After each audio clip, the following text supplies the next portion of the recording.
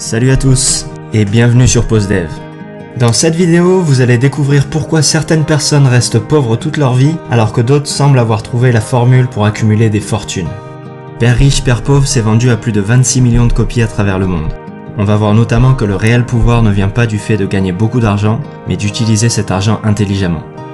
La principale raison pour laquelle les riches s'enrichissent et que les pauvres deviennent de plus en plus pauvres, c'est que le sujet de l'argent n'est pas enseigné à l'école. Et il est difficile pour des parents pauvres d'expliquer à leurs enfants comment gagner de l'argent, car ils n'ont eux-mêmes pas pu sortir de cette situation.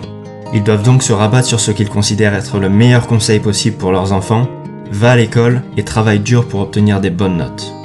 Robert Kiyosaki avait lui aussi un père très éduqué, mais qui n'avait aucune idée comment gérer ses finances. Il lui disait sans cesse que c'était mal de vouloir de l'argent, qu'il ne pouvait pas lui offrir quelque chose parce qu'il n'en avait pas les moyens, et que la meilleure solution pour ne pas avoir de problèmes financiers c'était de travailler dur à l'école. En parallèle, Kiyosaki raconte qu'il a eu la chance de connaître une vision opposée grâce au père de son meilleur ami Mike, qu'il a rencontré quand il avait 9 ans et qui lui a permis de confronter ces deux visions dès le plus jeune âge. Celle de son père riche, le père de Mike, et son propre père, son père pauvre. La première leçon qu'il a apprise de son père riche, c'est que les riches ne travaillent pas pour l'argent. La principale émotion qui dirige les gens, c'est la peur.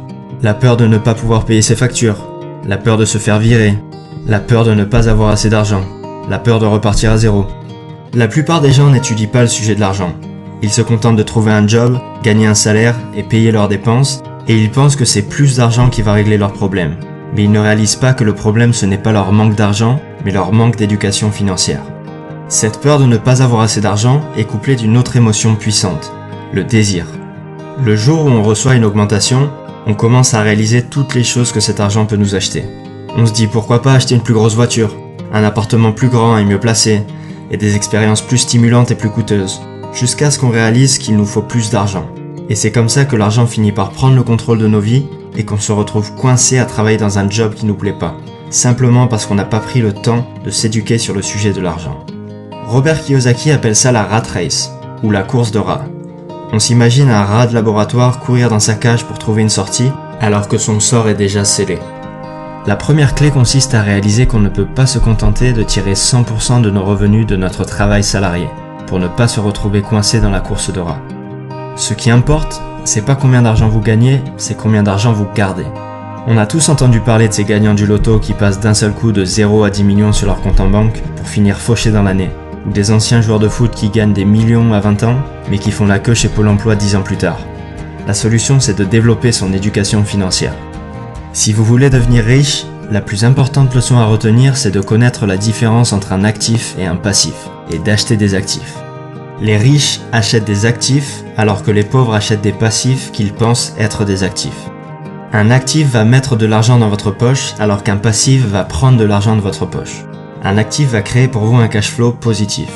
Si par exemple vous avez publié un livre ou un e-book de qualité pour un prix de 10 €, chaque vente créera pour vous une rentrée d'argent, ce qu'on appelle un cash flow positif de 10 €. Toute chose qui génère un cash flow positif est un actif. Si cet actif ne requiert pas ou très peu de votre temps, on parle d'un revenu passif, contrairement à un revenu actif comme un salaire pour un job qui nécessite votre présence. Si au contraire vous avez un abonnement de cinéma qui vous coûte 40 € par mois, cet abonnement génère un cash flow négatif de 40 € tous les mois. C'est un passif. Notez que c'est le caractère répétitif qui nous intéresse ici. Chaque vente de l'e-book va créer une rentrée d'argent et chaque mois d'abonnement va entraîner une sortie d'argent.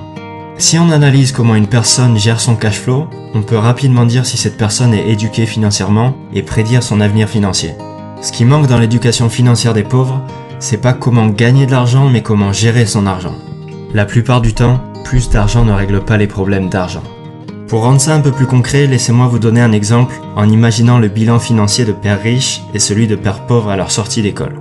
Père pauvre gagne tous les mois 1500 € grâce à son travail.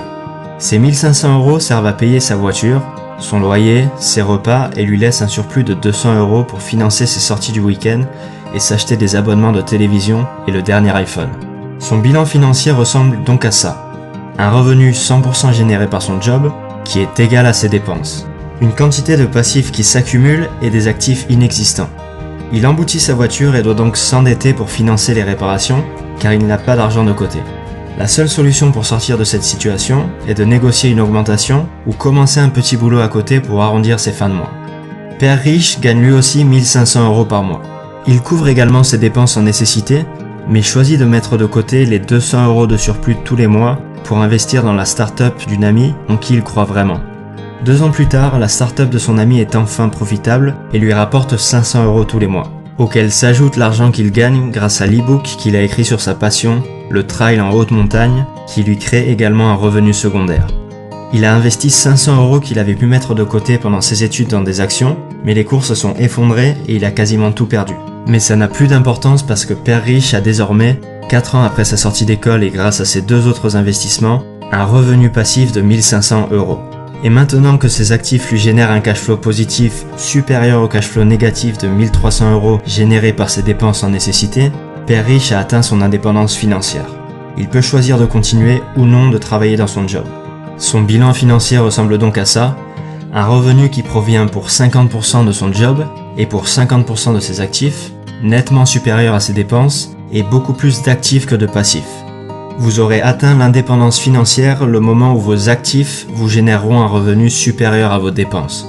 Si ce revenu est en plus passif et ne nécessite pas ou peu votre intervention, comme l'entreprise d'un ami ou l'e-book de l'exemple précédent, vous pouvez tout simplement faire ce que vous voulez de votre vie.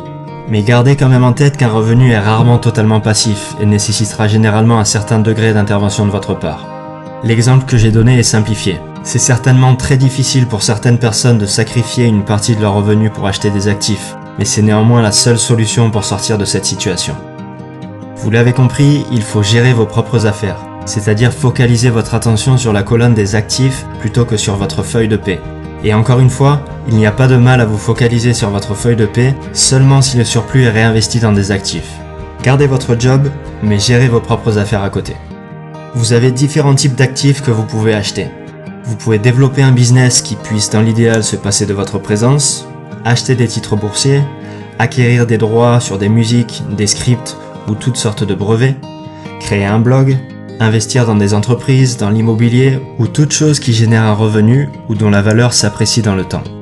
Quand vous investissez 1 € dans vos actifs, il ne faut jamais qu'il sorte de ces actifs. Imaginez-vous que chaque euro qui va dans vos actifs devient votre employé.